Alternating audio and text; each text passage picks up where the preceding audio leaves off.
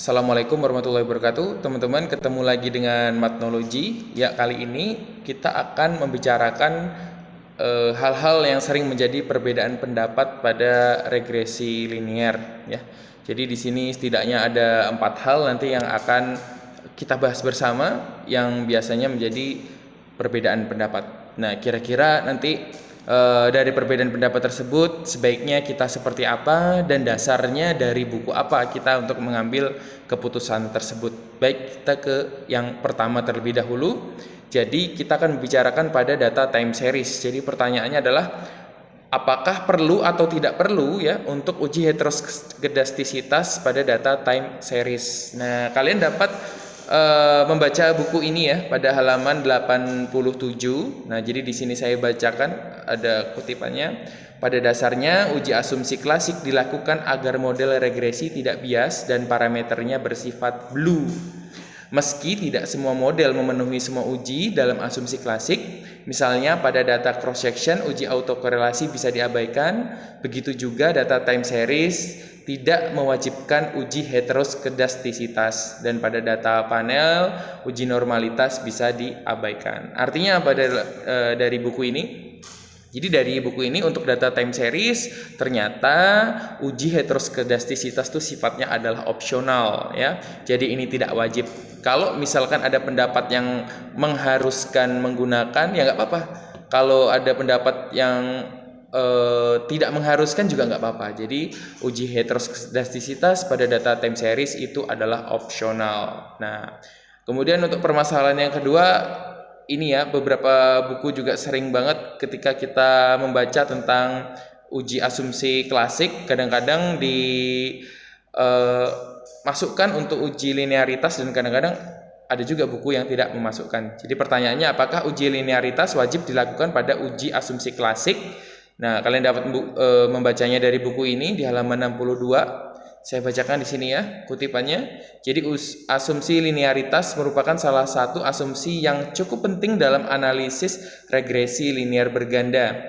Di sisi lain, pengujian asumsi ini bersifat opsional ya, karena linear atau tidaknya koefisien regresi linear tidak akan berpengaruh terhadap hasil estimasi koefisien regresi. Nah, lagi-lagi untuk uji linearitas pada uji asumsi klasik itu sifatnya juga opsional. Jadi boleh digunakan, boleh juga tidak digunakan untuk uji asumsi klasik, baik data time series maupun data cross section. Terutama kalau kalian menggunakan SPSS itu kalian harus benar-benar mempertimbangkan apakah ingin menggunakannya atau tidak, karena seringkali SPSS itu tidak mampu untuk menguji uji linearitas untuk data-data tertentu seperti itu ya. Kemudian yang sering juga terdapat perbedaan pendapat adalah apakah data kuesioner setelah ditabulasi harus dirubah datanya dari ordinal ke interval. Nah, jadi ini kalau kalian menggunakan data cross section ya, mungkin ada beberapa buku atau beberapa dosen yang berpendapat bahwa setelah ditabulasi itu nanti bisa langsung di analisis ke regresi. Juga harus ada juga yang berpendapat harus dirubah ke data interval terlebih dahulu. Nah, jadi saya mendapatkan bacaannya dari buku ini ya, di halaman 262 saya bacakan. Pada proses analisis instrumen data ordinal, sebagian orang menuntut data ordinal diubah dulu menjadi data interval, dan sebagian lagi tidak mempermasalahkan data ordinal dalam bentuk skala sikap atau skala Likert langsung dianalisis. Selama menekuni dunia statistik, penulis belum menemukan adanya perdebatan para ahli bahwa data ordinal harus dirubah menjadi interval. Penulis sendiri kurang setuju pengubahan data ordinal menjadi data interval, karena data interval yang diperoleh merupakan data yang hampir persis dengan data asli yang dibuktikan dengan korelasi data asli dengan data hasil konversi memiliki korelasi yang sangat tinggi, yaitu sekitar 0,99.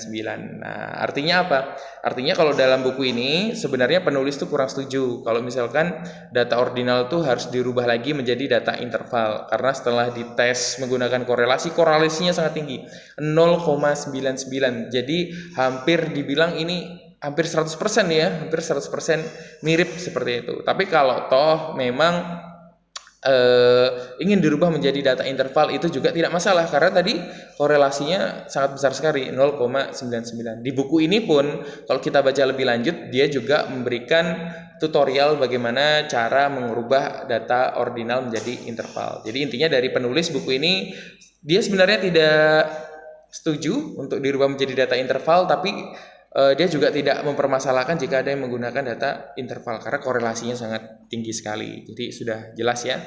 Nah, kemudian timbul pertanyaan nih. Misalkan kita menggunakan masih data kuesioner ya, angket kuesioner itu tadi tidak kita konversi. Nah, kemudian yang akan kita uji nanti untuk regresi linear itu apakah tiap variabelnya itu menggunakan nilai rata-ratanya atau total nilainya seperti itu. Nah, ini kita dapat mengetahui jawabannya dari buku ini di halaman 103 ya.